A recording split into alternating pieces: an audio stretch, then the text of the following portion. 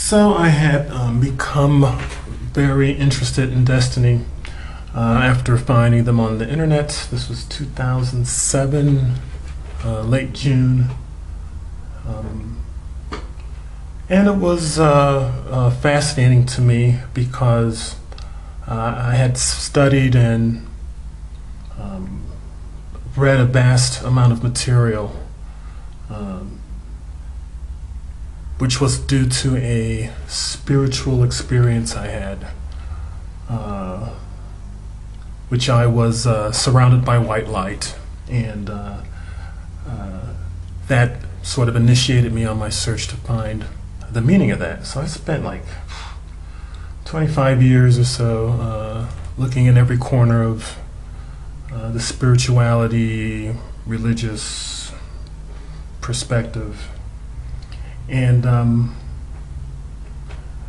it was some time after that, after I discovered Desteni, that I thought it was all a waste of time. But actually it had helped me, because when I came across a Desteni message, instead of seeing all kinds of demons and all kinds of horrible things that people reacted to, if it wasn't for a lot of that knowledge, I would not have been able to put the pieces together. So I'm very impressed with young people who can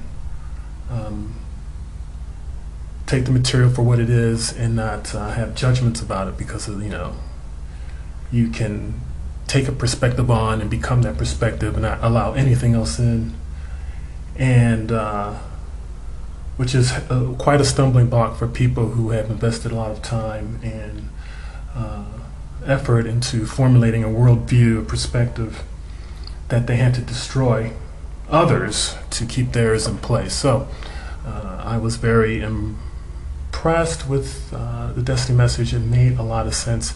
It sort of was the missing link, the bit that I couldn't explain.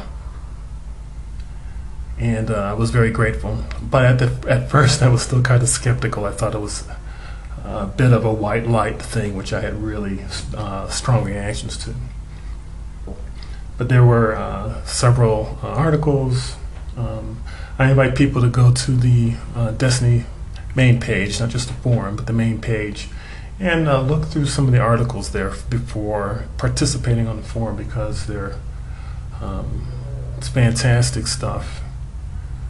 And if anybody who's like a spiritual seeker, realize that the whole concept of seeking after something that can't be seen, or seeking after a feeling that can't be here permanently all the time, just realize that these things are meant to lead us astray. I mean, I spent 25 years trying to peg these things down, and people have spent their lives trying to discover the meaning of life, and they'll find it. They'll make sense to them. They'll find a guru or a modality that will explain and work for them, and they say, I'm done, I'm finished. I'm either a Christian, a Buddhist, a Hindu, or whatever. I'm not going to look any further. And that's really tragic, because that is the trap of religion and spirituality, to put you in a box. You're satisfied, and the rest of the world can go to hell, but as long as you're feeling peaceful and have a calm peace of mind, and you're fine. That was the one thing that really bugged me about the whole New Age movement. I mean, I expected hypocrisy from Christians, and it was like, I grew up with that stuff. So when I started seeing it in spirituality, I was like, that's not really what I signed up for. But I started participating on the forum, and it was a very cool experience. I felt that the answers that I was actually asking questions. I feel sorry for the people who come onto the forum now, because that isn't available anymore. But you could ask the dimensions questions and they'd answer, and that would never happen like on Conversations of God forum or Crimson Circle. You don't get that kind of response or feedback. You don't get it now, unfortunately, because the forum's so big, but there's a lot of material to cover, and almost any question you have has been answered.